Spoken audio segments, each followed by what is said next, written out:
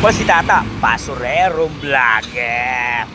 Nandito tayo ulit sa Arten dahil lantay natin yung truck kasi na first trip na kami. Bumaba lang ako kasi bumili ako ng kape. Kabagong headphone ko, Bluetooth. Ay! Pagpulot ko lang yung mga idol. Ang ganda na tunog. Buong buo. Masarap talaga pag makalabas ka ng maga kasi mapagtapong ka ng maga.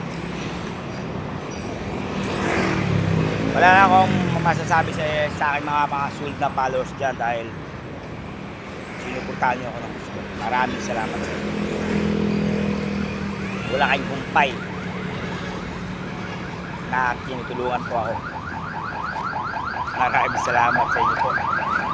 Lahat ng pagsisikap ko, sinukulian yun lang gusto. At kung sino at ano ako, hindi po ako nagbabago. Kahit kailanman. Mga idol, di ba? Ganyan ko yung mga idol. Dime, please. Oh.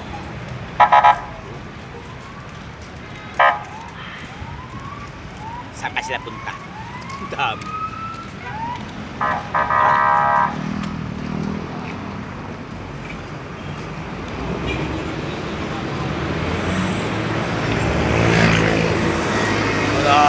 Dami.